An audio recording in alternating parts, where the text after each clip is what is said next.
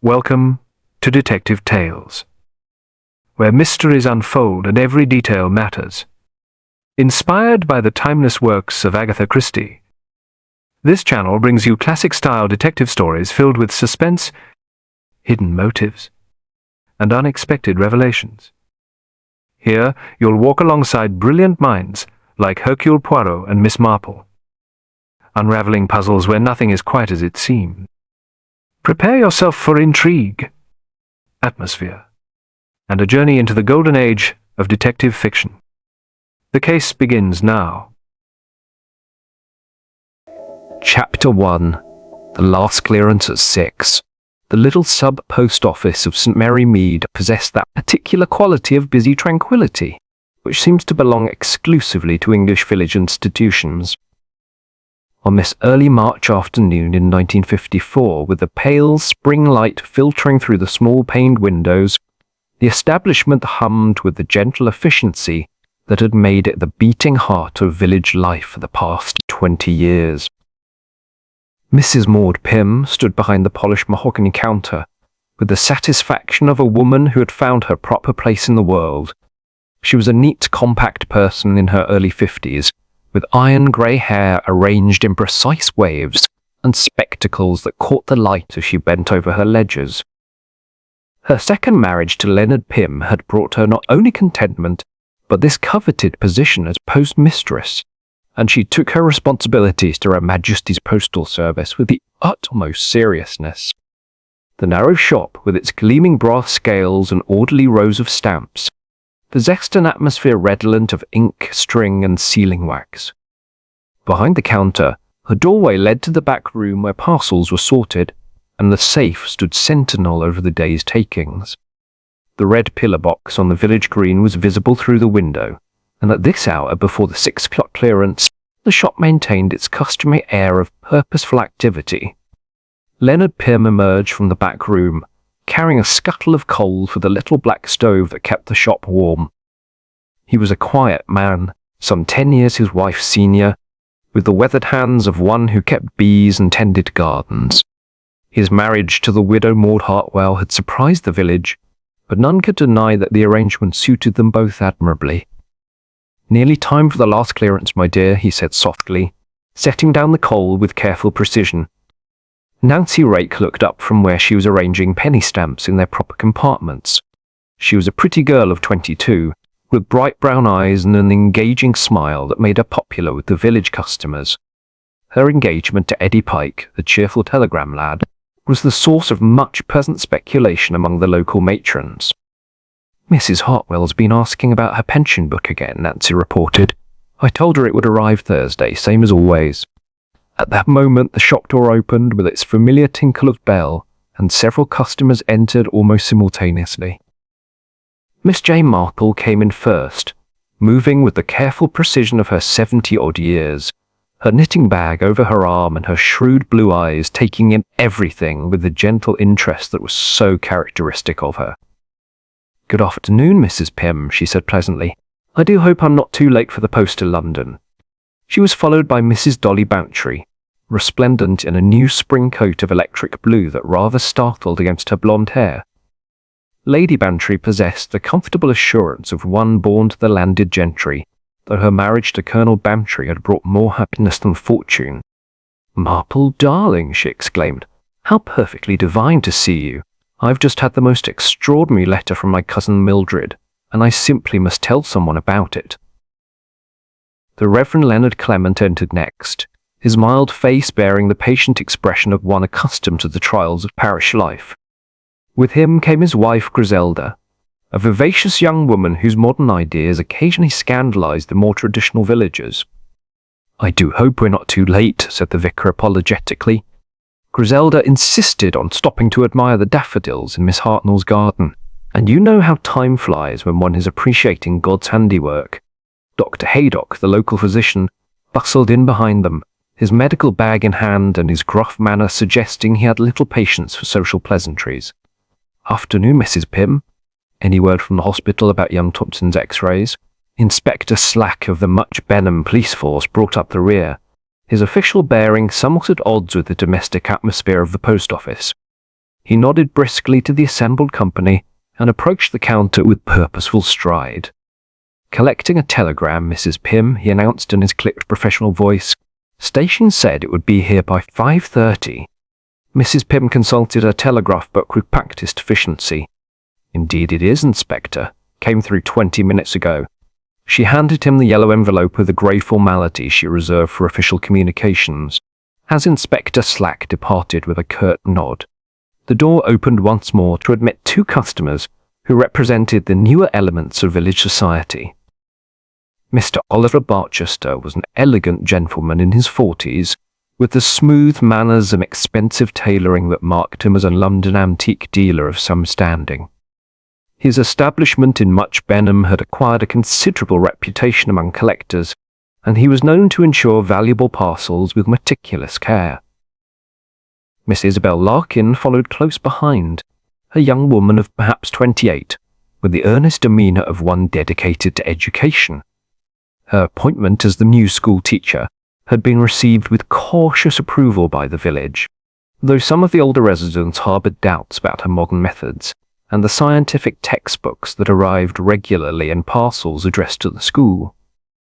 "Good afternoon, Mrs. Pym," said Mr. Barchester in his cultured voice. "I have a rather special parcel for the London post, if I may trouble you." He approached the counter with a small, carefully wrapped package, handling it with the reverence due to something of considerable value. The wrapping was of good quality brown paper, sealed with red wax that bore the impression of an ornate signet ring. "A painted miniature," he explained, placing the parcel on the brass scales. "18th century, attributed to Cosway. Naturally, I require full registration and insurance." Mrs. Pym nodded approvingly. She had always respected customers who appreciated the proper procedures. "Certainly, Mr. Barchester. Shall we say £50 insurance?" "Make it 75 if you would be so kind. One cannot be too careful with such pieces." As Mrs. Pym began the careful process of weighing and documenting the parcel, the other customers waited with the patient good humour that characterised village life. Miss Marple observed the proceedings with quiet interest, while Mrs. Bantry engaged Miss Larkin in conversation about the upcoming spring fete. Mrs. Hartnell arrived at precisely 5 minutes to 6, her formidable presence causing a slight stir among the assembled company. She was a large woman with decided opinions on most subjects, and her weekly purchase of postal orders was invariably accompanied by a comprehensive review of village affairs. "I trust," she announced to the shop at large, "that something will be done about the Anderson boy's bicycle. 3 times this week it has been left blocking the path to the church gate. In my day, young people showed proper respect for their elders." Mrs. Pym looked up from her ledger where she was entering the details of Mr. Barchester's parcel. "RL 317, she murmured, writing the registered letter number in her neat copperplate hand. She reached for the small sponge that sat in its porcelain dish beside the gummed labels, then frowned slightly. "How odd," she said, looking about the counter. "Nancy dear, have you seen the sponge?" Nancy paused in serving Mrs. Hartnell and glanced over. "Why, it was there not an hour ago, Mrs. Pym. Perhaps it's fallen behind the counter." A brief search ensued, but the little sponge seemed to have vanished entirely. Mr. Barchester, consulting his pocket watch, made a small sound of concern. "I do hope this won't delay matters," he said courteously. "I'm rather anxious that this reaches London by tomorrow's first post." Mrs. Pym, ever the professional, squared her shoulders. "Never mind," she said briskly. "The gum is quite good if one presses firmly." She lifted the red registered label and with a quick pass of her tongue, followed by a firm smoothing motion of her finger, affixed it to the parcel. "There," she said with satisfaction, entering the final details in violet ink. "RL 317, 12½ ounces, addressed to Framley Fine Arts, Dean Street, London. That will be 4 shillings and 6pence, including the registration fee." Mr. Barchester paid with exact change and tucked the counterfoil into his leather portfolio with evident satisfaction. "Most efficient as always, Mrs. Pym. The postal service is truly the backbone of English commerce." The church clock struck 6, and Eddie Pike appeared at the door with his collection sack. "Last clearance," he called cheerfully. "All aboard for London." Mrs. Pym gathered the day's registered packets and carried them to the pillar box, her keys jingling importantly at her wrist. The ritual of the evening clearance was one she particularly enjoyed, representing as it did the culmination of another successful day in service to the Crown. She returned to the shop as the customers began to disperse, waving goodbye to Mrs. Bantry and nodding cordially to the various departing villagers. Nancy was already beginning to tidy the counter for closing, while Leonard stoked the little stove against the evening chill. Mrs. Pym paused in the doorway between the shop and the back room, one hand resting on the frame. Suddenly she swayed slightly, her face growing pale. "Leonard," she called weakly, "I feel rather—" Her words trailed off as she sagged against the doorframe, then slowly crumpled to the floor. Leonard rushed forward. Nancy screamed, and within moments the peaceful efficiency of St. Mary Mead's sub-post office had dissolved into confusion and alarm. Chapter 2. A registered label and a dry sponge. The transformation of the cosy post office into a scene of official investigation occurred with the swift efficiency that Inspector Slack brought to all his endeavours. Within 20 minutes of Mrs. Pym's collapse, the shop had been cleared of customers, the door locked, and Dr. Haydock summoned from his evening surgery to examine the unfortunate postmistress. Leonard Pym sat heavily on the wooden chair behind the counter, his weathered face bearing the stunned expression of one who has witnessed the impossible. Nancy Rake huddled beside him, her pretty features streaked with tears, while the inspector moved about the premises with the methodical precision of long experience. "Now then," said Dr. Haydock, rising from where he had been kneeling beside Mrs. Pym's still form, "I can confirm that death was virtually instantaneous. The symptoms suggest cardiac arrest, though there are certain peculiarities that warrant further investigation. He was a man of 65, gruff in manner but possessed of considerable medical acumen. His reluctance to commit himself to a definitive cause of death was not lost on Inspector Slack, who paused in his examination of the counter to fix the doctor with a sharp look. "Peculiarities?" the inspector inquired. "What sort of peculiarities?" Dr. Haydock removed his spectacles and cleaned them with deliberate care. "There's a faint odour about the mouth and nostrils. Bitter almonds, if I'm not mistaken. Could be hydrocyanic acid, though I'll need the laboratory to confirm it. The pupils are also somewhat dilated, which would be consistent with that particular poison." A collective intake of breath greeted this pronouncement. Leonard Pym's face went ashen, while Nancy pressed her handkerchief to her mouth in horror. "Poison?" Leonard whispered. "But how?" "Maud never ate or drank anything unusual. We had our tea at 4 o'clock, same as always. Digestive biscuits and a pot of Earl Grey." Inspector Slack's pale eyes swept the shop with renewed interest. A case of suspected poisoning in St. Mary Mead was decidedly out of the ordinary, and he was determined to overlook no detail that might prove significant. "We'll need to examine everything she touched in the past hour," he announced. "Every stamp, every envelope, every piece of equipment, and I'll want statements from everyone who was present this evening." While the inspector began his systematic search, Miss Marple and Mrs. Bantry had remained outside the shop, ostensibly discussing the merits of early spring gardening, while actually observing the proceedings with considerable interest. It was Miss Marple who first noticed the small crowd of villagers beginning to gather on the green, drawn by the presence of the police motor car and the unusual activity at the post office. "Such a shock for poor Leonard," she murmured to her friend. 20 years of marriage, and now this. Though I must say, there was something rather odd about the way it happened." Mrs. Bantry, never one to miss an opportunity for dramatic speculation, seized upon this observation with enthusiasm. "Odd? In what way, Jane? You don't mean to suggest—" "Oh, my dear Dolly, one mustn't jump to conclusions. But I couldn't help noticing that Mrs. Pym seemed perfectly well when she was serving Mr. Barchester's parcel. It was only afterward, when she went to the door, that she appeared to falter." Their conversation was interrupted by Inspector Slack emerging from the shop, his expression grim. He approached the two ladies with the air of one prepared to conduct official business. "Miss Marple, Lady Bantry, I understand you were both present when Mrs. Pym collapsed. I'll need to take statements from you, if you'd be so kind." Miss Marple inclined her head graciously. "Certainly, Inspector. Though I fear there's little we can tell you that would be helpful. The poor woman seemed quite herself until those final moments. Nevertheless, I'll need the details. But first, I'd like you both to accompany me back inside. There's something I want you to see. They followed the inspector into the shop where Dr. Haydock was concluding his preliminary examination of the premises. The back room had been thoroughly searched, revealing nothing more sinister than the usual accumulation of postal supplies and administrative paperwork.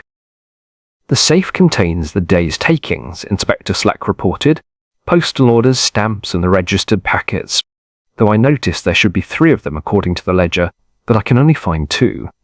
He showed them the heavy iron safe, its door standing open to reveal the neat compartments where Mrs. Pym had stored the valuable items entrusted to the Royal Mail.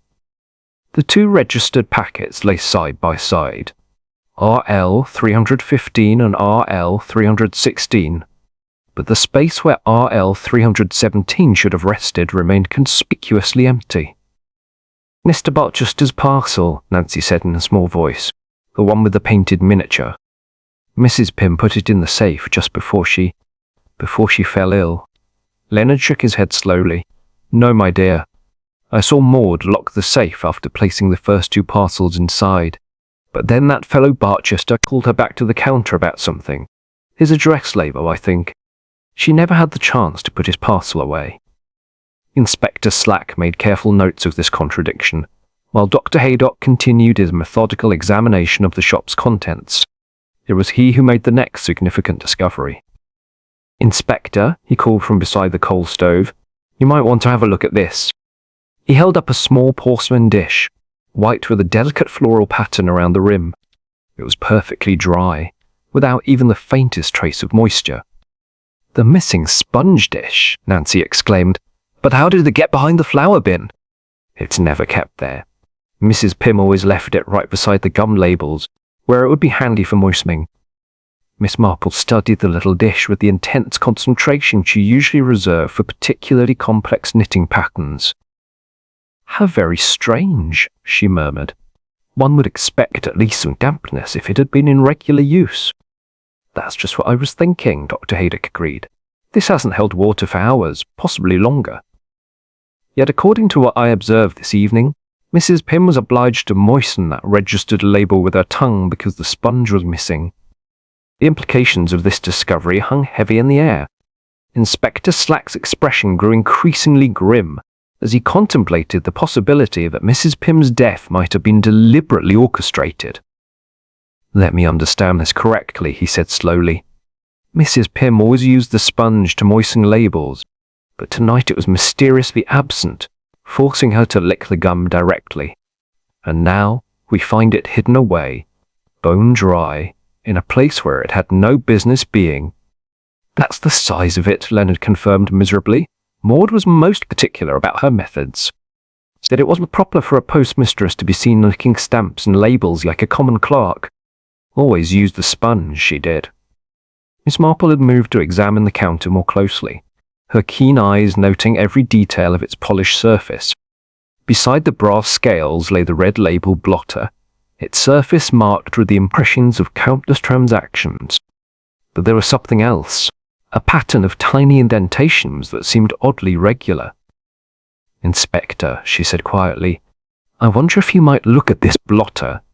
There seem to be some rather curious marks here." Slack bent over the counter, following the direction of her gaze. The marks she indicated were barely visible, a series of small punctures arranged in a precise pattern, as though fine pins had been pressed into the blotter and then removed. "Pinholes," he confirmed, "made recently by the look of them. But what would anyone want with pins in a post office?" Mrs. Bantry, who had been listening to these exchanges with growing excitement, could contain herself no longer. "It sounds perfectly ghastly," she declared, "like something out of a detective novel. Mysterious disappearances, hidden evidence, unexplained pin marks. Whatever can it all mean?" Miss Marple continued to study the blotter with thoughtful attention. "In my experience, dear Dolly, when ordinary objects are found in extraordinary places, there's usually a very good reason for it. The question is whether that reason serves an innocent purpose or a more sinister one." Dr. Haydock packed his medical bag with professional efficiency. "I'll arrange for the post-mortem first thing tomorrow morning," he announced, "and I'll want samples of everything she might have consumed. The tea, the biscuits, even the water in the kettle. If this is indeed a case of poisoning, we need to identify the source." As the various officials prepared to conclude their preliminary investigation, Inspector Slack took one final look around the shop. The familiar surroundings seemed somehow transformed by the evening's events, innocent objects now potentially bearing sinister significance. "The shop will remain sealed until further notice," he declared. "Mr. Pym, I'm afraid you'll need to make alternative arrangements for postal services.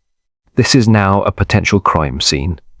Leonard nodded numbly, the full impact of his changed circumstances beginning to register. The comfortable routine that had defined his married life lay in ruins, replaced by questions that seemed to have no ready answers. As they prepared to leave, Miss Marple paused beside the counter one final time, her attention caught by something that had thus far escaped notice. There, partially hidden beneath the brass weight used for holding papers, lay a single red-gummed label, slightly dampened, as though it had been recently moistened and then abandoned.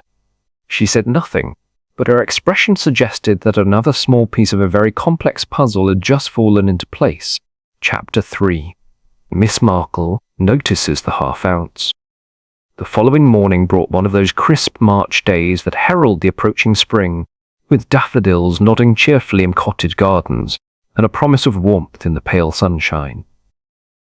Miss Marple made her way across the village green at her customary measured pace, her knitting bag over her arm, and her mind occupied with thoughts considerably less pleasant than the season's beauty. She found Mrs. Bountry already waiting outside the sealed post office, resplendent in a lavender coat that clashed magnificently with her blonde hair. Dolly had clearly dressed for the occasion, understanding instinctively that a mysterious death in St. Mary Mead required appropriate sartorial acknowledgement. "Jane, darling," she exclaimed as her friend approached, "isn't it absolutely dreadful? I've barely slept a wink. Poor Mrs. Pym. Who could have imagined such a thing happening in our little village?" Miss Marple regarded her friend with affectionate understanding. Dolly's dramatic tendencies, while sometimes trying, possessed a certain useful quality in circumstances such as these. Her genuine distress over Mrs. Pym's death was tempered by an unmistakable excitement at finding herself involved in what promised to be a genuine mystery. "Most disturbing indeed," Miss Marple agreed. "I've been thinking about the events of yesterday evening, and there are several aspects that strike me as decidedly peculiar." Inspector Slack emerged from the post office at that moment, his official bearing suggesting another night of insufficient sleep and considerable frustration. He nodded curtly to the two ladies, his manner indicating that their presence was tolerated rather than welcomed. "Good morning, Inspector," Miss Marple said pleasantly. "I do hope your investigations are proceeding satisfactorily. Such a shocking business for our quiet village." "Indeed it is, Miss Marple. Dr. Haydock's preliminary findings confirm our suspicions. Mrs. Pym was definitely poisoned. Hydrocyanic acid, administered sometime in the final hour of her life. The question now is how and by whom." Mrs. Bountry shuddered delicately. "How perfectly ghastly. To think that someone could do such a thing. But surely you have some clues to work with." Inspector Slack's expression suggested that clues were precisely what he lacked in sufficient quantity. "We're examining all possibilities. The missing registered parcel is clearly significant, though whether it represents the motive for murder or merely an unfortunate coincidence remains to be determined." Miss Marple tilted her head thoughtfully.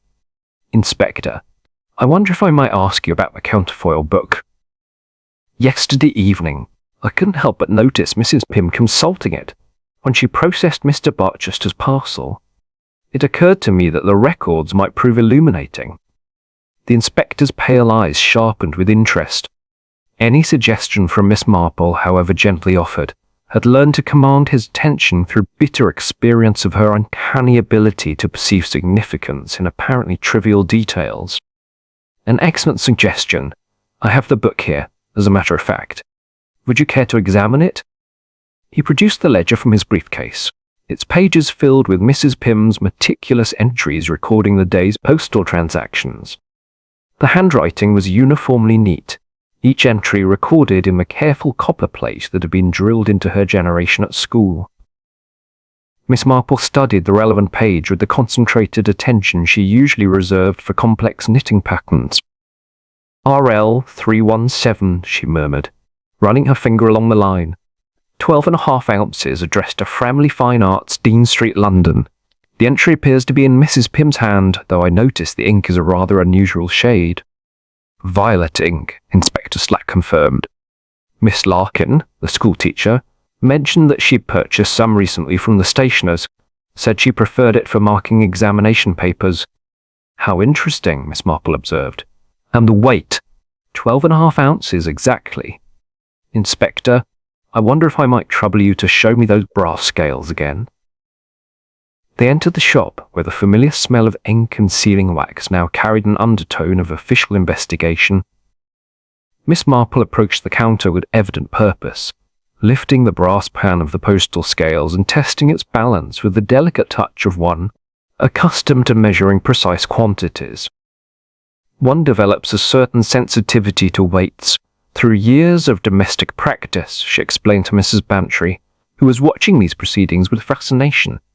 In knitting, for instance, one learns to judge the weight of wool by feel, and in cooking, the difference between 12 ounces of flour and 12.5 can mean the success or failure of a pudding. She paused, her expression growing thoughtful. Yesterday evening, when Mr. Barchester placed his parcel on the counter, I had occasion to lift it briefly to make room for my own letters. The weight struck me as surprisingly light for something measuring 12.5 ounces. Inspector Slack leaned forward with sudden interest. You're saying the parcel felt lighter than its recorded weight? Precisely. Though I must emphasize that my observation was quite brief, and perhaps not entirely reliable. However, one does develop an instinct for these things through years of handling household quantities. Leonard Pym, who had been hovering anxiously near the door, spoke up with evident pride in his late wife's professional competence. Those scales are accurate, Miss Marple. I check them myself every morning with the standard weights. Maud was most particular about that, said the reputation of the postal service depended on absolute precision. Miss Marple nodded approvingly. I'm quite certain the scales themselves are perfectly accurate, Mr. Pym. Which suggests that if my impression was correct, there might have been some discrepancy between the actual parcel and the one that was weighed and recorded. The implications of this observation hung in the air like morning mist, gradually taking shape as each person present began to understand what she was suggesting. Mrs. Bantry was the first to voice the obvious conclusion.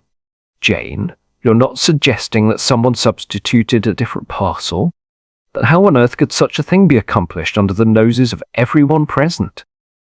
I'm merely noting an inconsistency, dear Dolly. Whether it has any bearing on poor Mrs. Pym's death remains to be determined. But in my experience, when the details of a situation don't quite align, there's usually a very good reason. Inspector Slack made careful notes of these observations, his mind already working through the practical implications.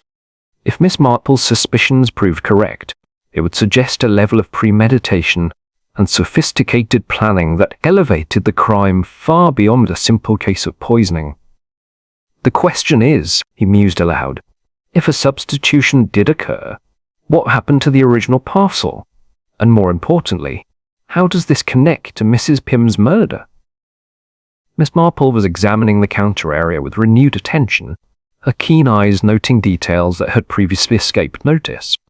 The morning light revealed subtle variations in the surface that had been obscured by the artificial illumination of the previous evening. Inspector, she said quietly, I believe you should examine this area more carefully. There appeared to be some traces of wax on the counter surface. 3 distinct spots, if I'm not mistaken. And one of them bears what looks like the impression of a textured surface. Sure enough, close inspection revealed the evidence she had spotted. 3 small splashes of red sealing wax, dried and hardened, mark the polished wood. The largest bore the clear impression of a knurled metal surface, quite different from the smooth brass fittings of the postal equipment. Someone was sealing something here, Inspector Slack concluded grimly. But what, and why? Mrs. Pym's official sealing was done in the back room, and she used only the standard postal wax. Leonard Pym studied the marks with growing bewilderment. Maud never sealed parcels at the front counter. Always did that sort of work properly in the back, she did. Very particular about maintaining professional standards. Miss Marple straightened slowly, her expression suggesting that another piece of the puzzle had fallen into place. I think, Inspector, that we may be dealing with something considerably more complex than a simple case of poisoning. These various anomalies, the missing sponge, the pin marks on the blotter, the weight discrepancy, and now these wax impressions, suggest a carefully orchestrated deception. But what was the purpose? Mrs. Bantry demanded. If someone wanted to steal Mr. Barchester's valuable parcel, surely there would be simpler ways to accomplish it. Indeed there would, Miss Marple agreed, which suggests that the theft itself was not the primary objective, but rather a secondary benefit of a more elaborate scheme. The question we must ask ourselves is this: what could be accomplished by creating the appearance that a registered parcel had entered the postal system when, in fact, it had never left the premises at all? Chapter 4. The ledger line in violet ink. The afternoon sun slanted through the post office windows as Inspector Slack spread the registered ledger open on the counter, its pages revealing the methodical record-keeping that had been Mrs. Pym's particular pride. Miss Marple adjusted her spectacles and bent closer to examine the entries, while Mrs. Bantry hovered nearby with the eager attention of one witnessing a real detective investigation. The entries for yesterday are here, the inspector indicated, pointing to the bottom of the page. RL 315 and 316 were processed by Nancy Rake during the afternoon, both in blue ink, as you can see. The handwriting for these entries displayed the slightly uneven characters typical of a young person, though Nancy's efforts at neatness were clearly evident. Each line recorded the essential details with proper attention to postal regulations. And here is RL 317, Miss Marple observed, studying the final entry with particular care. Mrs. Pym's handwriting is quite distinctive, that careful copperplate they taught in her generation. But the ink? Violet, Inspector Slack confirmed. As I mentioned, Miss Larkin has recently purchased violet ink for her school marking. She's admitted to having it with her yesterday evening. Miss Marple lifted the ledger slightly to catch the light more favourably. Inspector, would you be so kind as to examine this entry more closely? There appears to be something unusual about the formation of the number 7. Under closer scrutiny, the digit revealed itself to be more complex than it had first appeared. The tail of the 7 crossed what seemed to be the faint impression of another numeral beneath, a 4 that had been partially erased before the correction was made. Good heavens, Mrs. Bantry exclaimed. It looks as though she started to write a different number entirely. RL 314, Miss Marple murmured thoughtfully. Changed to RL 317. Most curious, particularly when one considers that Mrs. Pym was renowned for her accuracy in such matters. Leonard Pym, who had been listening to these observations with growing distress, shook his head slowly. Maud never made mistakes with the numbering. 20 years she'd been keeping those records, and never once had to make a correction. She'd sooner start the entire page over than spoil it with erasures. Inspector Slack made careful notes of this revelation. Yet here we have clear evidence of a correction made in some haste. The erasure is incomplete, and the overwriting suggests it was done quickly. Which might indicate, Miss Marple suggested gently, that Mrs. Pym was not feeling entirely herself when she made this entry.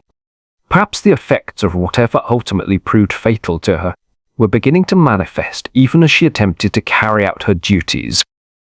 The inspector nodded grimly. This interpretation aligned with Dr. Haydock's preliminary assessment that the poisoning had been rapid but not necessarily instantaneous. There might well have been a brief period during which Mrs. Pym experienced confusion or disorientation. The signature line presents another interesting detail, Miss Marple continued, directing their attention to the customer's acknowledgement section. Mr. Barchester's signature has quite a distinctive character.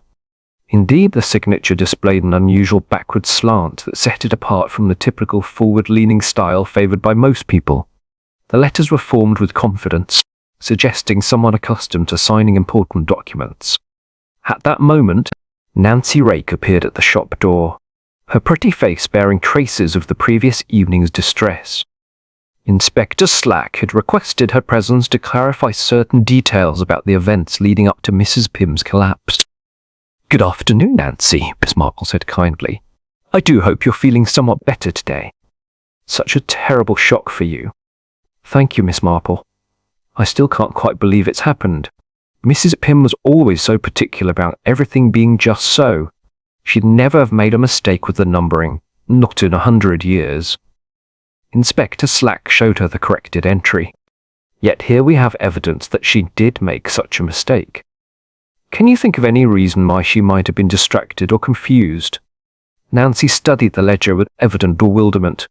She seemed perfectly normal until the very end, though I do remember her asking about the violet ink. "The violet ink?" Miss Marple prompted gently. "Yes, she noticed that I was using blue as usual for my entries, but she said she needed to borrow something different for the special registration. Miss Larkin was standing right there and offered to lend her fountain pen, said she'd just filled it with that new violet ink she'd bought." This revelation cast the evening's events in a somewhat different light. Mrs. Bantry was quick to voice the obvious implication. So Mrs. Pym was using Miss Larkin's pen when she made that entry. How perfectly convenient for someone who wanted to implicate the poor schoolteacher. Miss Larkin herself chose that moment to appear at the shop entrance. Her earnest face flushed with embarrassment at overhearing this remark. "I say, I do hope there's no suggestions I had anything to do with poor Mrs. Pym's death. I merely offered the use of my pen as a courtesy." "Of course, my dear," Miss Marple said soothingly. "No one is suggesting anything improper on your part. But you did lend your pen to Mr. Barchester as well, did you not?" Miss Larkin's flush deepened. "Well, yes, as a matter of fact I did. He mentioned needing to address his parcel properly, and since I'd already offered it to Mrs. Pym, it seemed only polite. And when he returned it to you, it was rather sticky, actually. He apologized and said he'd accidentally gotten some sealing wax on the nib. I had to clean it quite thoroughly when I got home." Inspector Slack's interest sharpened considerably. Sealing wax? When would Mr. Barchester have been handling sealing wax in the post office? "I'm sure I don't know," Miss Larkin replied uncertainly. "Perhaps he was preparing something else for posting. He did have that leather portfolio with him." Miss Marple had been listening to this exchange with the concentrated attention she brought to particularly complex knitting patterns. "Miss Larkin, could you describe Mr. Barchester's portfolio in more detail? I noticed him consulting it yesterday evening, but I didn't observe it closely." "It was quite elegant, actually. Dark brown leather with brass corners and 2 brass clasps. He opened it on the counter when he was looking for his address card, and I couldn't help noticing that he secured it with a pair of brass drawing pins while he worked." "Drawing pins?" Mrs. Bantry exclaimed. "How unusual to carry such things about." "Artists and dealers often do," Miss Larkin explained, "for displaying samples or securing documents for examination. The pins had rather ornate heads, knurled brass, quite decorative." Miss Marple and Inspector Slack exchanged significant glances. The knurled brass impression in the sealing wax on the counter suddenly took on new meaning, as did the pattern of pinholes discovered on the red label blotter. "Inspector," Miss Marple said quietly, "I believe we may be beginning to understand the mechanics of what occurred yesterday evening. The question remains whether it represents an elaborate theft or something far more sinister." Nancy had been following this conversation with growing alarm. "You're not saying that Mr. Barchester, but he's such a gentleman, always so polite and proper when he comes in to post his valuable items." "Appearances," Miss Marple observed gently, "can be most deceiving, my dear. In my experience, those who take the greatest pains to appear respectable often have the most compelling reasons for doing so." The afternoon light was beginning to fade as they concluded their examination of the ledger. Each revelation seemed to raise more questions than it answered. Yet Miss Marple sensed that the various pieces of evidence were beginning to form a coherent pattern. "I think," she said thoughtfully, "that we need to understand more about Mr. Barchester's usual habits when conducting business at the post office. And perhaps most importantly, we need to verify the existence of Framley Fine Arts on Dean Street. Chapter 5, A Parcel That Shouldn't Have Gone. The arrival of the postcard from Much Benham on the following morning brought with it the confirmation that Inspector Slack had been dreading. Eddie Pike, the cheerful telegram lad who served as messenger between the villages, delivered his report with a grave manner befitting such serious circumstances. "I've checked with the sorting office inspector," he announced, removing his cap respectfully. "Yesterday's collection from the pillar box contained exactly 2 registered packets, RL 315 and RL 316. There was no RL 317 in the sack." This news struck the assembled group like a thunderclap. Miss Marple, who had arrived early for what she termed her constitutional, exchanged meaningful glances with Mrs. Bantry, while Inspector Slack's expression grew increasingly grim. "You're quite certain of this?" the inspector pressed. "No possibility of a mistake or oversight?" "None whatsoever, sir. The sorting clerk is most particular about registered items. He counts them 3 times and records each number in his log. RL 315 and RL 316 were processed normally and sent on to London. No sign of RL 317. Leonard Pym, who had been listening with mounting bewilderment, shook his head slowly. "But that's impossible. I saw Maud place all the registered packets in the safe before the clearance. She was most methodical about such things." "Think carefully, Mr. Pym," Miss Marple encouraged gently. "Are you quite certain you saw her place Mr. Barchester's parcel in the safe?" Leonard's weathered face creased with concentration as he attempted to reconstruct the events of that fateful evening. "Well, now that you mention it, I saw her lock the safe after placing the first 2 parcels inside. But then that gentleman called her back to the counter about something, his address, I believe. After that, things became rather confused. Nancy Rake, who had been silent throughout this exchange, suddenly spoke up. "I remember now. Someone called me over to the sweet jars, said they wanted to examine the humbugs more closely. I was quite puzzled at the time because most people know perfectly well what humbugs look like. But I went to help, naturally." "And during this time, Mr. Barchester remained at the counter?" Inspector Slack inquired. "Yes, he was still there when I turned back. Very helpful he was. Said he hoped Mrs. Pym wasn't feeling unwell. She'd started to look rather pale, you see." Miss Marple's keen eyes had been studying the shop's interior with renewed attention. "Inspector, I believe we should examine the area around the coal stove more thoroughly. There may be additional evidence that escaped our notice yesterday." They moved to the back room, where the little black stove provided warmth for the sorting operations. Inspector Slack had already conducted a preliminary search, but Miss Marple's suggestion prompted a more detailed examination of the surrounding area. "Here," she said, kneeling carefully beside the ashpan. "I believe you'll find this of interest." Her sharp eyes had detected what the inspector's hurried search had missed. A small curl of red sealing wax, partially burned but still recognizable. More significantly, the wax bore traces of a fine golden powder that glittered in the light. "Bronze powder," Dr. Haydock confirmed, having arrived to collect additional samples for analysis, used by artists and craftsmen for decorative effects. Rather expensive stuff. Not the sort of thing one would expect to find in a village post office. Mrs. Bantry leaned closer to examine the discovery. "How perfectly extraordinary. It's almost as though someone was conducting some sort of artistic project right here in poor Mrs. Pym's shop. Or creating the appearance of having done so," Miss Marple observed quietly. "Inspector, I think it might be profitable to inquire about Mr. Barchester's habits when he visits the Blue Boar. If I'm not mistaken, he may have established a pattern of behaviour that supports his current alibi." The Blue Boar, St. Mary Mead's principal inn, had served the village for over 2 centuries. Its current proprietor, Tom Ash, was a man of considerable discretion who prided himself on maintaining the confidences of his guests, while observing everything that occurred within his establishment. "Mr. Barchester," Tom responded when questioned. "Oh yes, regular customer when he's in the village. Very particular gentleman, always takes his tea in the private parlour and likes to conduct his correspondence there. Has a habit of sealing his letters with red wax, quite old-fashioned, but then he deals in antiques and such. And he keeps his sealing materials at the inn." "Indeed he does. Leaves a little brass seal and a tin of bronze powder in the parlour for his convenience. Says it gives his business letters the proper professional appearance. Can't say I understand it myself, but then the gentry have their ways. This revelation cast Mr. Barchester's presence at the post office in an entirely new light. Inspector Slack made careful notes while Miss Marple pondered the implications of a man who maintained sewing supplies at the local inn while conducting mysterious business involving registered parcels. "Tom," Miss Marple inquired gently, "has Mr. Barchester been at the inn recently?" "Yesterday evening, perhaps." "Funny you should ask, Miss Marple. He came in just after 7 o'clock, quite agitated about poor Mrs. Pym's death. Said he was worried about his valuable parcel, hoped it wouldn't be delayed by the circumstances. Showed me the counterfoil and everything, quite proper." "The counterfoil?"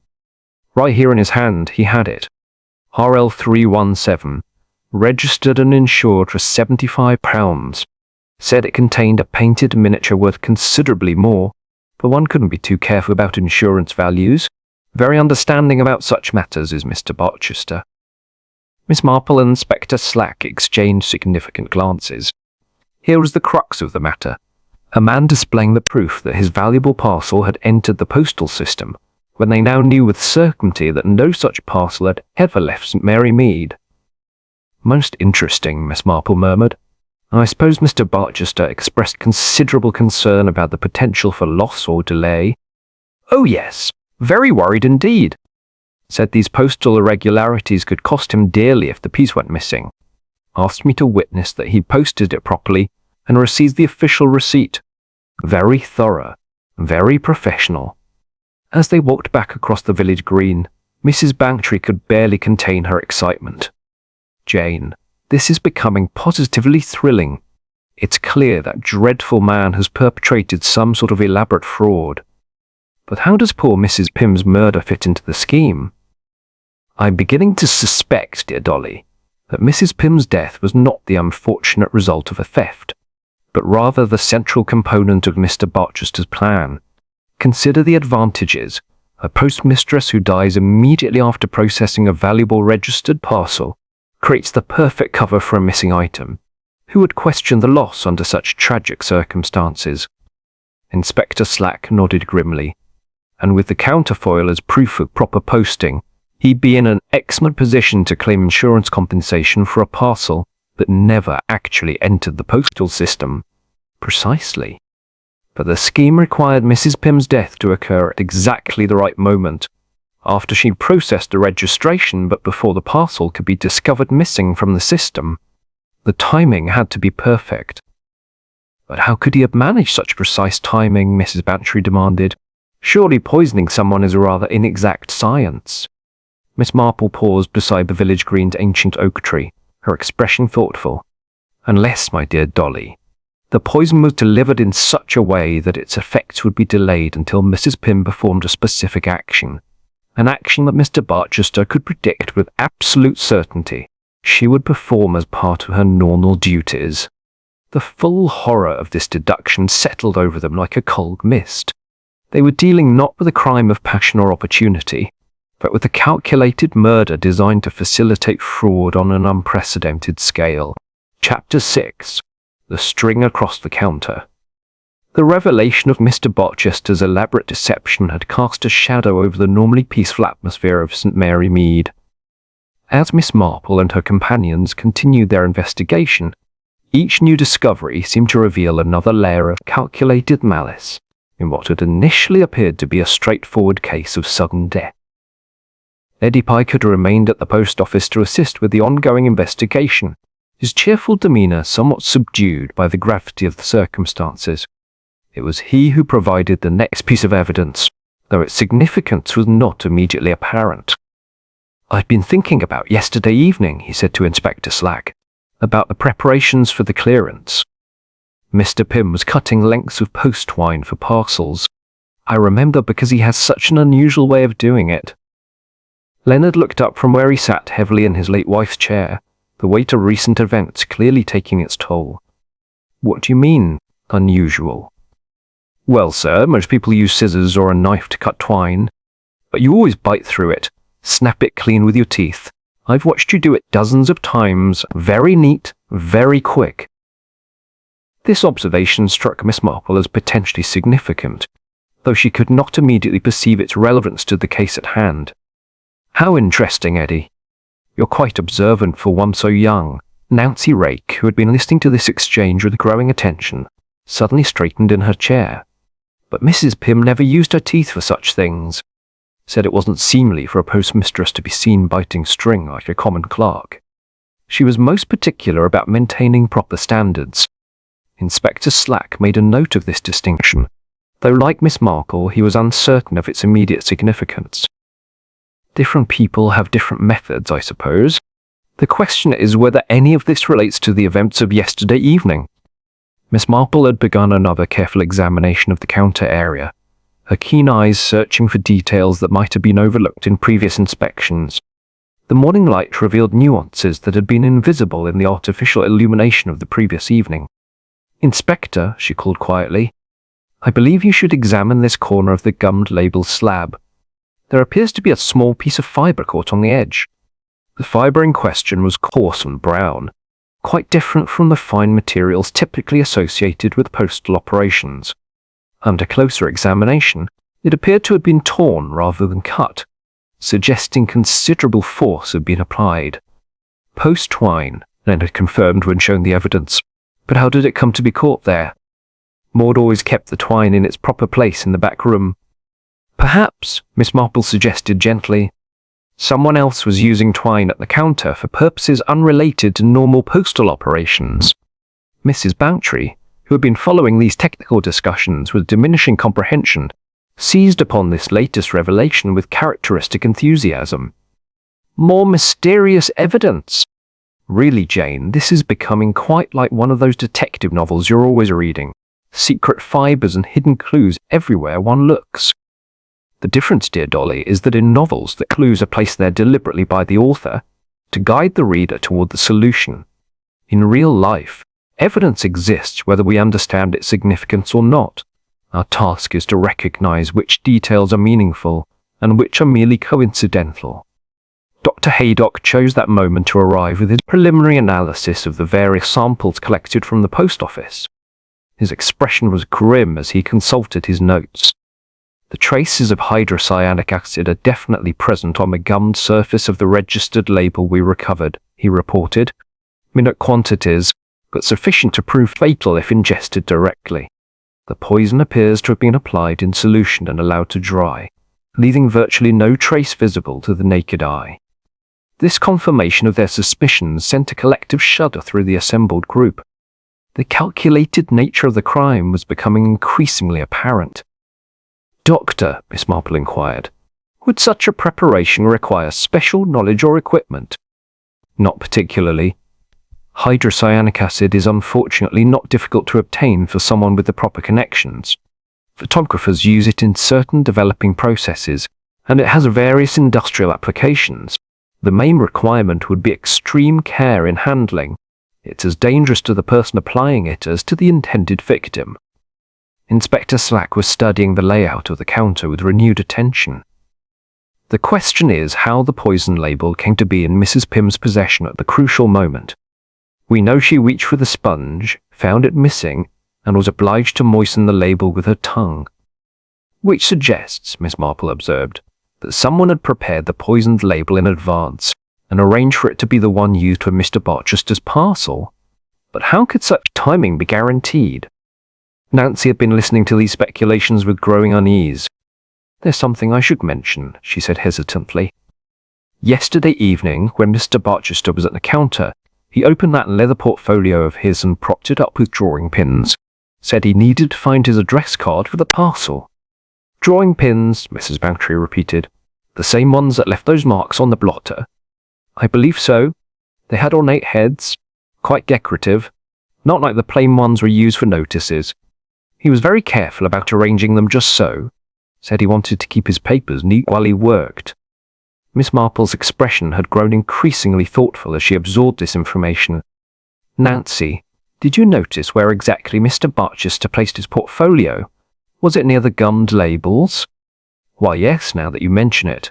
Right beside the label dispenser, in fact. He said he needed good light to read his address properly." The implications of this revelation were becoming clearer with each passing moment. Inspector Slack was already beginning to formulate a theory about how the substitution might have been accomplished. If Mr. Barchester had prepared a poisoned label in advance, he mused, he could have used the drawing pins to secure it within his portfolio. Then, while appearing to search for his address card, he could have effected a substitution, removing the poisoned label and securing it where Mrs. Pym would naturally reach for it. But the timing would still need to be perfect, Mrs. Bantry objected. How could he be certain that Mrs. Pym would use that particular label at that particular moment? Miss Marple had been studying the arrangement of equipment on the counter, with the intense concentration she usually reserved for complex knitting patterns. I think, my dear Dolly, that the answer lies in understanding exactly how the sponge came to be missing at the crucial moment. If someone could ensure that Mrs. Pym would be obliged to moisten the label directly, the timing becomes much more manageable. You mean the missing sponge was part of a plan all along? Indeed. And I suspect that if we examine Mr. Barchester's movements more carefully, we'll discover that he had ample opportunity to remove the sponge dish and conceal it behind the flour bin, where it was later discovered. The picture of Mr. Barchester's elaborate preparation was becoming increasingly clear. Every detail of his plan had been calculated to ensure that Mrs. Pym would perform the exact action necessary to trigger her own death at precisely the moment that would best serve his fraudulent purposes. Chapter 7. The pinholes in the red label. The arrival of Dr. Haydock's complete laboratory analysis brought with it the final confirmation of what the investigators had increasingly suspected. The elderly physician spread his report across the post office counter with the methodical precision that characterized all his professional endeavors. The presence of hydrocyanic acid is beyond question, he announced gravely. Not in the tea service, as we initially suspected, nor in any of the foodstuffs. The poison was concentrated entirely on the mucous membranes of the mouth, suggesting direct oral contact with the contaminated surface. Inspector Slack nodded grimly, which confirms our theory about the poisoned gummed label. A small quantity would be sufficient if ingested directly. More than sufficient, Dr. Haydock confirmed. The concentration was quite deadly, applied with what I can only describe as surgical precision. This was not the work of an amateur. Miss Marple had been examining a collection of evidence that Leonard Pym had discovered while clearing debris from the waste receptacle.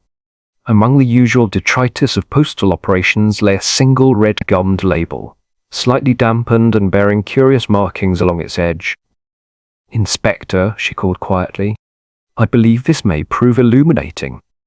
The label in question appeared ordinary at first glance, but closer examination revealed two small puncture marks precisely positioned along the gummed edge. The holes were clean and round, clearly made by something sharp and metallic. "Pinholes," Mrs. Bantry observed with growing excitement, "just like the marks we found on the blotter yesterday." Miss Marple placed the label carefully on the counter and produced a small ruler from her knitting bag. 1¼ inches apart, if I'm not mistaken. Quite precise spacing for random damage. Nancy Ray leaned closer to examine the evidence. "Those marks look fresh, Miss Marple.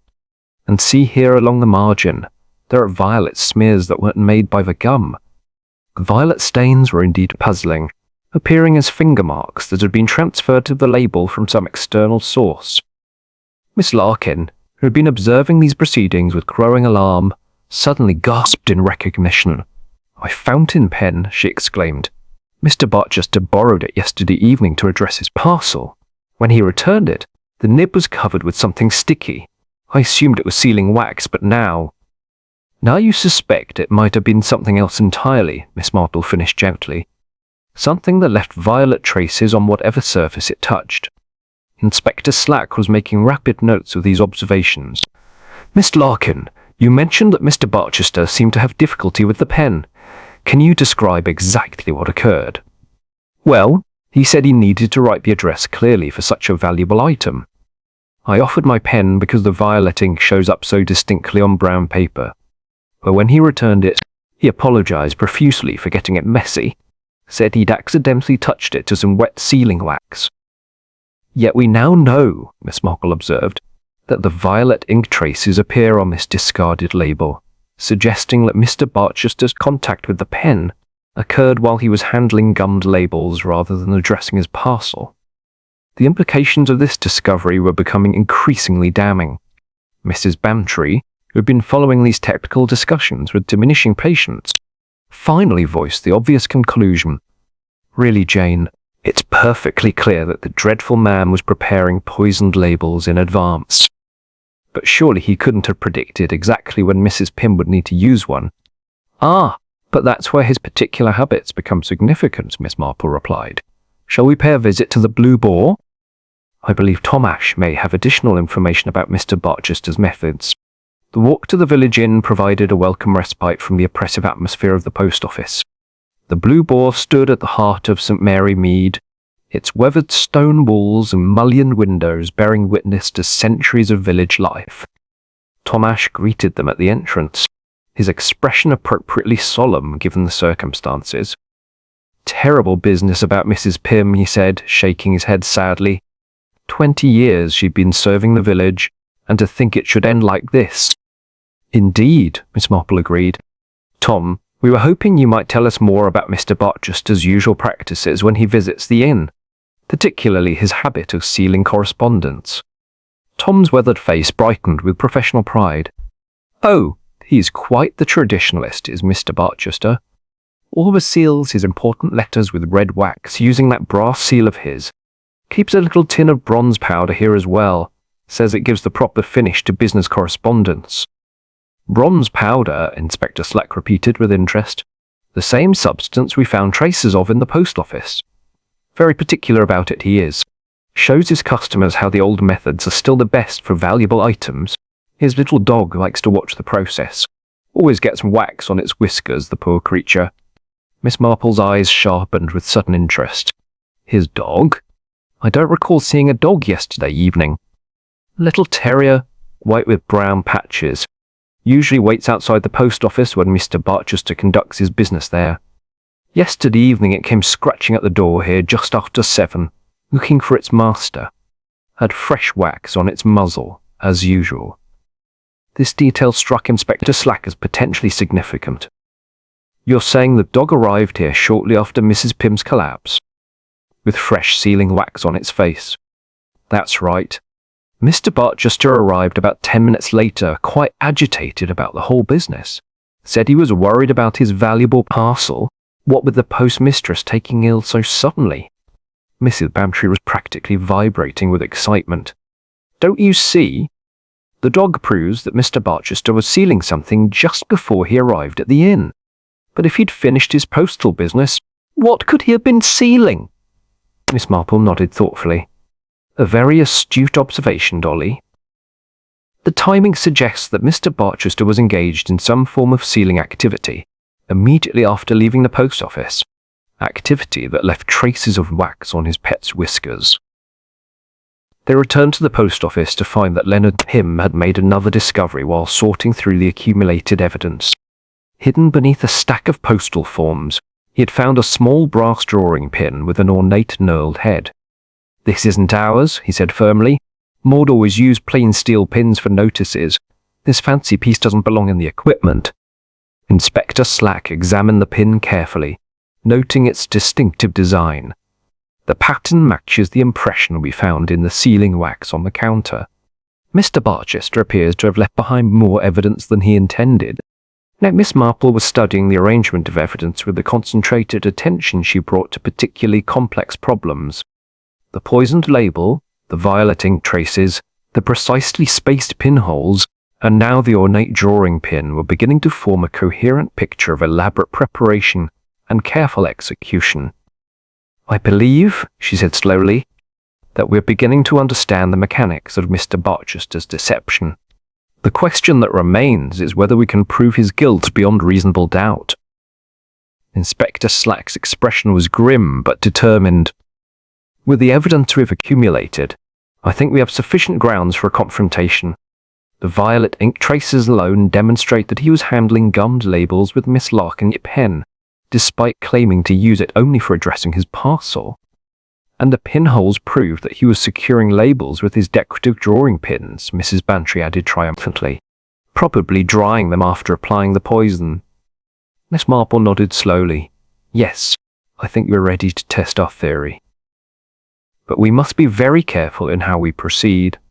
Mr. Barchester has already demonstrated considerable cunning in planning this crime. We cannot afford to underestimate his ability to explain away apparently damning evidence. The afternoon sun was beginning to slant through the post office windows as they prepared for what promised to be the final confrontation with the man who had murdered Mrs. Pym in pursuit of fraudulent gain. Each piece of evidence told its own story, but together they painted a picture of calculated malice that shocked even those accustomed to the dark aspects of human nature. Chapter 8. Tea at the Blue Boar and a false address.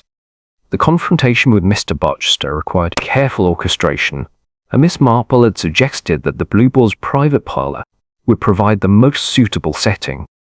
The afternoon tea hour would offer a natural pretext for the meeting, while the inn's familiar surroundings might encourage the suspect to maintain his customary air of genteel respectability. Mr. Barchester arrived promptly at 4 o'clock, his elegant bearing and expensive tailoring creating an impression of unassailable respectability. He greeted Miss Marple and Mrs. Bantry with courteous formality, expressing appropriate concern for the tragic circumstances that had befallen the village. Such a dreadful business, he said, settling into his chair with practised ease. Poor Mrs. Pym was the very soul of efficiency.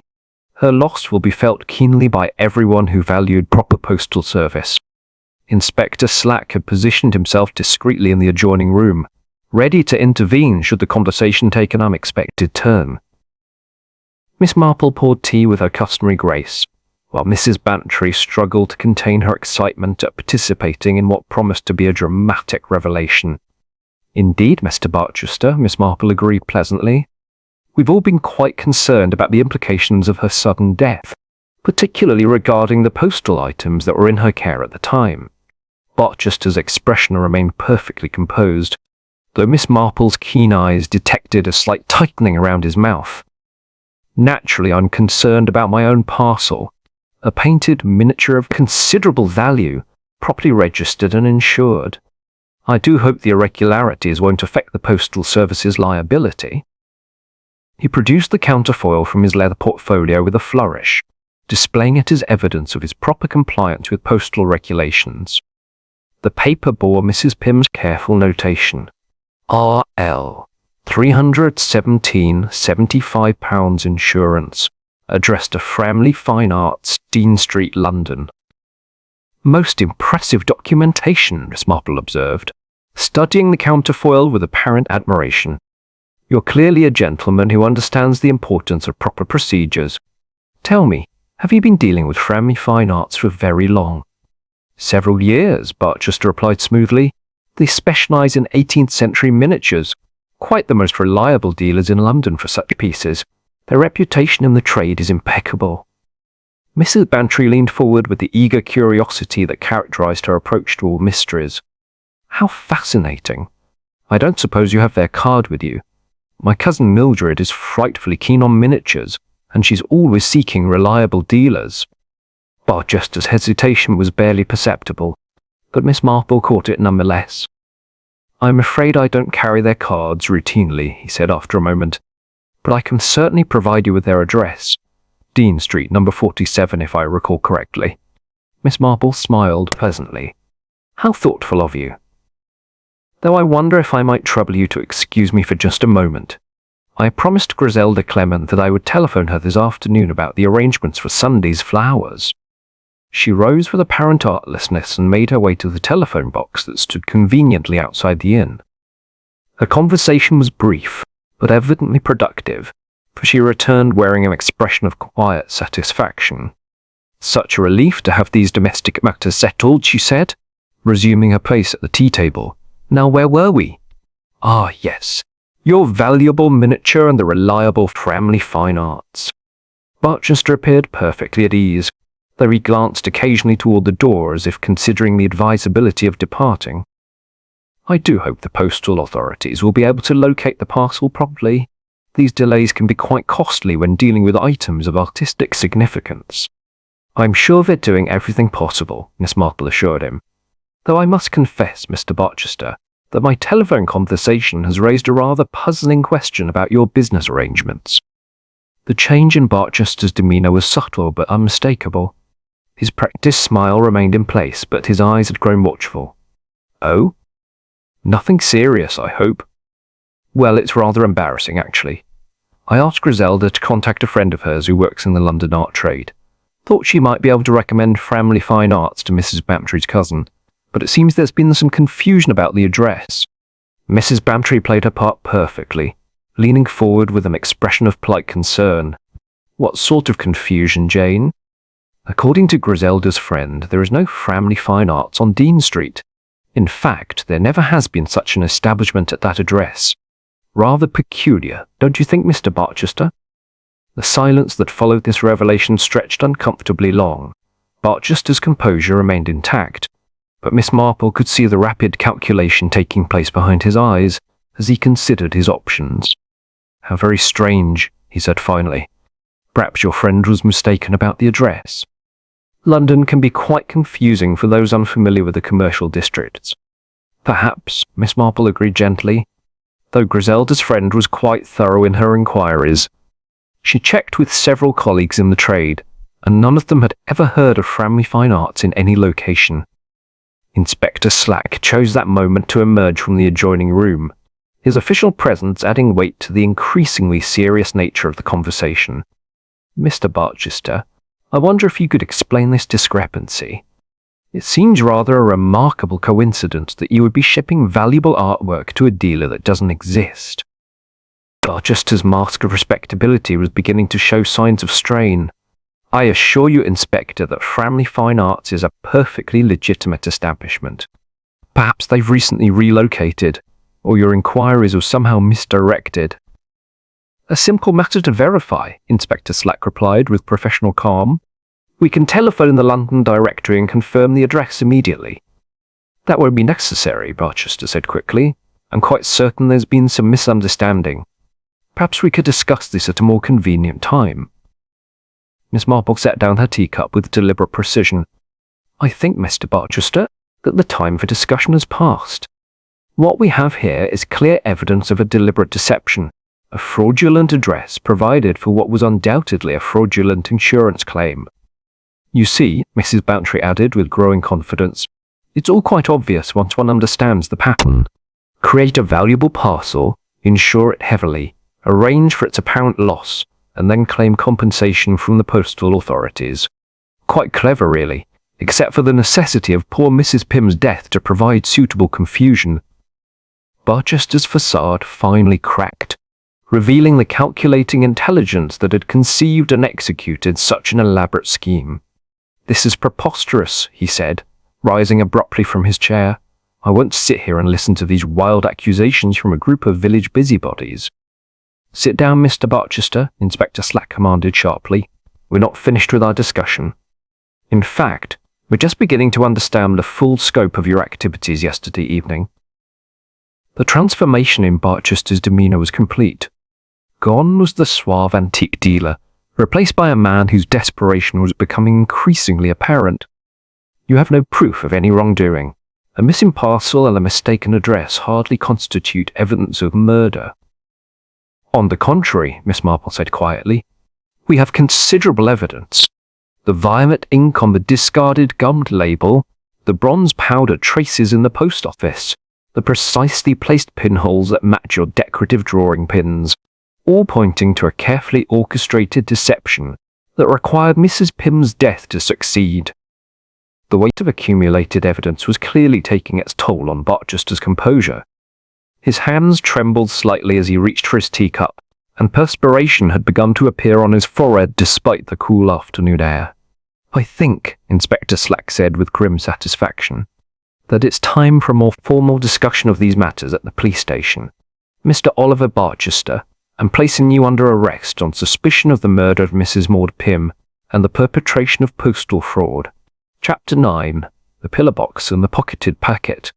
The evening light cast long shadows across the village green as Miss Marple stood beside the red pillar box, her thoughtful gaze fixed upon the innocent-looking receptacle that had played such a crucial role in the previous day's events.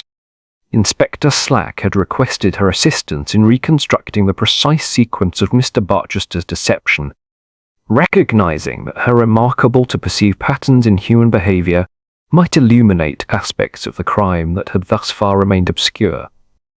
Mrs. Bantry maintained her position as devoted audience, her earlier excitement now tempered by the sobering reality of what they had uncovered.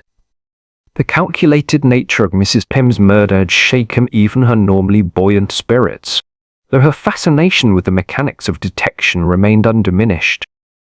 "Now then, Miss Marple," Inspector Slack said, consulting his notebook with professional thoroughness, "we've established that Mr. Barchester arrived at the post office with fraudulent intentions, but I'm still unclear about how he managed the actual substitution. The timing seems impossibly precise." Miss Marple adjusted her position slightly to better observe the layout of the shop through its windows. "I think, Inspector, that we must consider Mr. Barchester's plan as having two distinct phases. The preparation, which could be accomplished at leisure, and the execution, which required split-second timing and considerable nerve." She gestured toward the shop entrance with her neatly gloved hand. "Consider his arrival yesterday evening. He enters with what appears to be a single parcel, properly wrapped and addressed. But I now believe he actually carried two parcels, one genuine but worthless, containing perhaps nothing more than crumpled paper, and one carefully weighted to achieve the precise 12.5 ounces that would be recorded in Mrs. Pym's ledger." "Two parcels?" Mrs. Bantry exclaimed. "But surely someone would have noticed such a deception." "Not if they were virtually identical in appearance, my dear Dolly. Mr. Barchester is, after all, an expert in creating convincing replicas of valuable objects. Two parcels of similar size and wrapping would be child's play for someone of his professional skills." Inspector Slack was making rapid notes of this reconstruction. "But what about the weight discrepancy you noticed? If both parcels were designed to fool the postal scales—" "Ah, but that's where Mr. Barchester's plan reveals its true sophistication," Miss Marple replied. "The parcel I briefly handled, the one that felt surprisingly light, was the genuine article containing only worthless padding. The weighted dummy, containing lead shot to achieve the correct weight, was concealed about his person until the crucial moment." She moved closer to the shop window, her keen eyes studying the arrangement of equipment within. "Picture the scene. Mr. Barchester approaches the counter with his light parcel and requests registration and insurance. Mrs. Pym begins the standard procedure but discovers that her sponge dish is missing, removed earlier by Mr. Barchester during some pretext for examining postal rates or purchasing stamps. Forcing her to moisten the gummed label directly, Inspector Slack concluded grimly. Precisely. And that label, I now believe, had been prepared in advance using Miss Larkin's borrowed fountain pen. The violet ink traces we discovered proved that Mr. Barchester was handling gummed labels with that particular pen, despite his claim to have used it only for addressing purposes. Mrs. Bantry was following this reconstruction with growing amazement. But how could he be certain that Mrs. Pym would use the poisoned label for a specific parcel? Miss Marple's expression grew troubled as she contemplated the calculated callousness of the scheme. Because, my dear, the poison was not applied to a single label, but to the adhesive sponge itself, or rather, to a substitute sponge that would ensure Mrs. Pym's death regardless of which label she attempted to moisten. Good heavens, Inspector Slack muttered. You're suggesting he poisoned the sponge and then removed it to force direct contact. I believe the sequence was somewhat more complex. Mr. Barchester prepared a poisoned gummed label using his decorative drawing pins to secure it, while the toxic preparation dried, hence the pinholes we discovered. He then positioned this label where Mrs. Pym would naturally reach for it when the sponge proved unavailable. She paused to observe a late customer hurrying toward the inn, then continued her methodical analysis. The bronze powder traces we found suggest that Mr. Barchester was also busy with his sealing materials, preparing some form of distraction or additional element of his deception. His little terrier's wax-stained whiskers provide evidence of sealing activity immediately after leaving the post office. But what was he sealing? Mrs. Bantry demanded. The genuine registered packet, I believe. Having successfully substituted his weighted dummy for the authentic item during the confusion following Mrs. Pym's collapse, he needed to process the stolen packet in some way, perhaps creating false documentation or preparing it for disposal. Inspector Slack was studying the physical layout of the post office with renewed understanding. So the actual mechanism was sleight of hand during the moments of crisis following Mrs. Pym's poisoning. Exactly. While Nancy was distracted by Mrs. Pym's condition, and Leonard was attempting to assist his wife, Mr. Barchester had several crucial seconds to retrieve the properly stamped and registered RL 317 from wherever Mrs. Pym had placed it, substituting his worthless dummy. Miss Marple walked slowly around the pillar box, her movement suggesting the careful consideration of spatial relationships. The beauty of his scheme lay in its apparent impossibility. Who would suspect that a valuable registered packet could disappear from under the noses of multiple witnesses? Yet by creating precisely the right sort of confusion at precisely the right moment, he accomplished exactly that. And the counterfoil provided perfect documentation that the parcel had entered the postal system, Inspector Slack added grimly. Indeed. With Mrs. Pym's death providing tragic justification for any subsequent irregularities, Mr. Barchester could confidently claim insurance compensation for a parcel that had never actually left his possession. Mrs. Bantry shuddered at the cold calculation involved. To think that he planned poor Mrs. Pym's death simply to create confusion for his theft.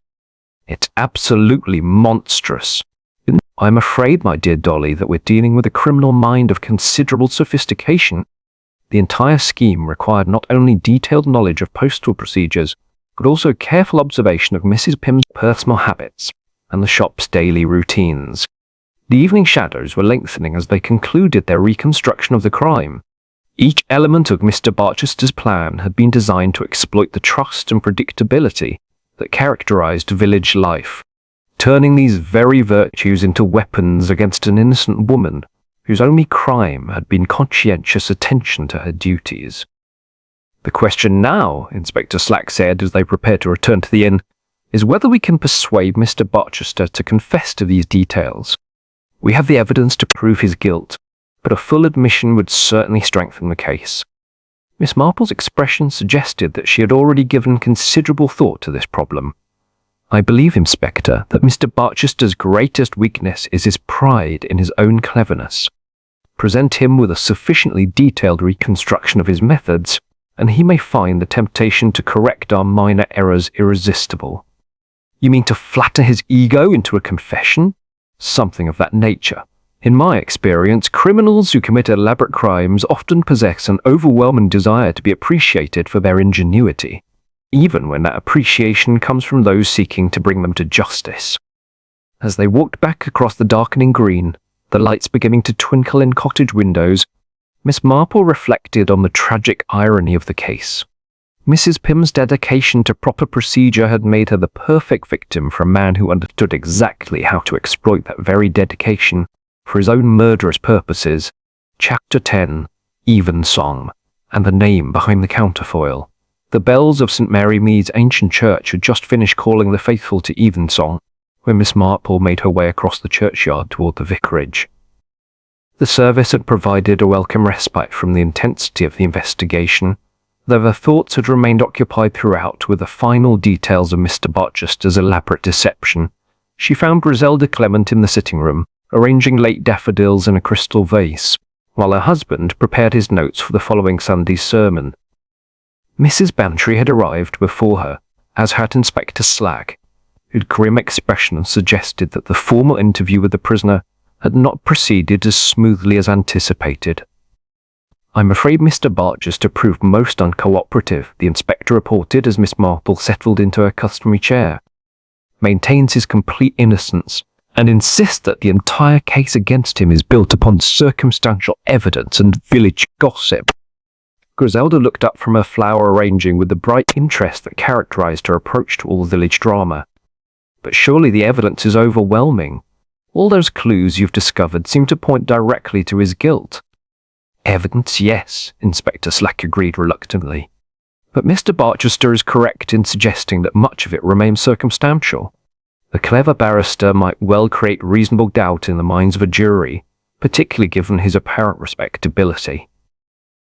Miss Marple accepted the cup of tea that Griselda offered with a gentle smile of gratitude. "Perhaps, Inspector, it would be helpful if I were to explain exactly how I believe the crime was committed.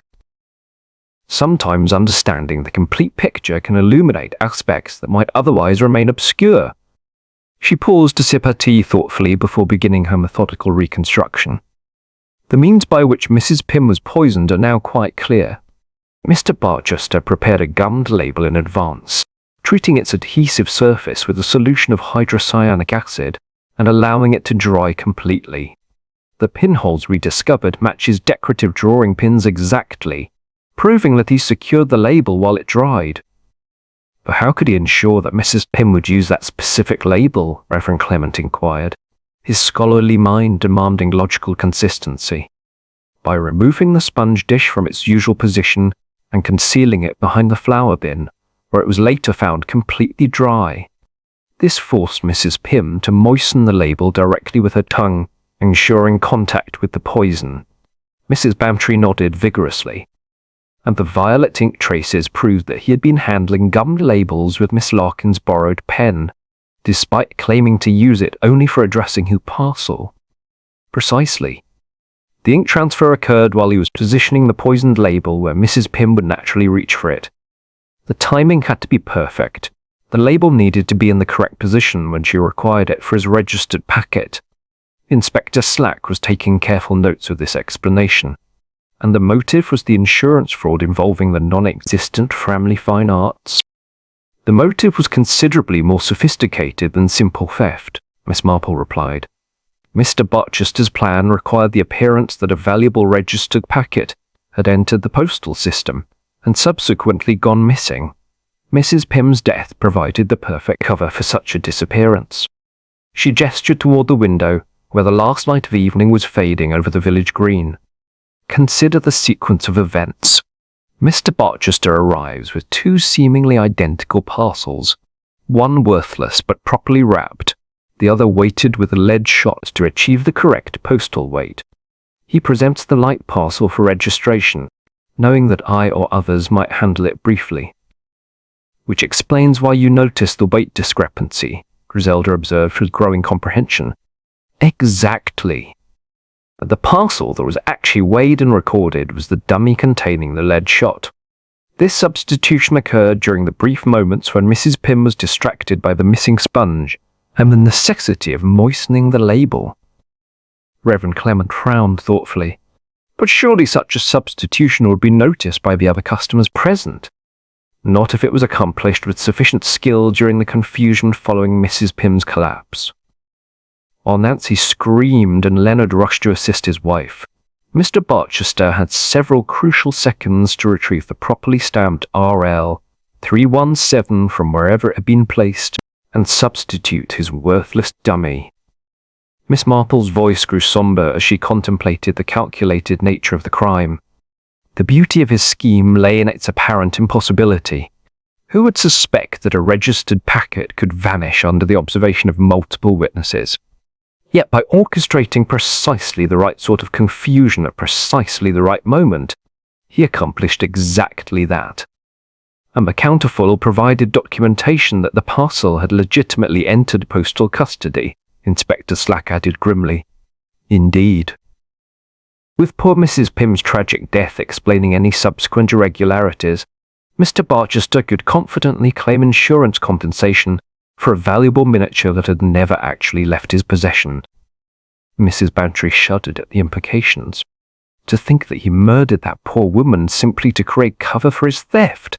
It's absolutely diabolical. "The evidence against Leonard, Nancy, and Miss Larkin can be readily dismissed," Miss Marple continued. "Leonard could not have managed the complex sleight of hand required while so many witnesses were present, and his obsessive attention to postal procedures would never have permitted leaving the sponge dish dry and misplaced. Nancy, while perhaps not the most observant young woman, has neither the knowledge nor the temperament for such elaborate deception. Her thimble bears no resemblance to the knurled ring that left its impression in the sealing wax." "And Miss Larkin?" Griselda inquired, Poor Miss Larkin's only crime was purchasing violet ink and lending her fountain pen in a spirit of helpfulness. The very fact that she admitted to these actions demonstrates her innocence.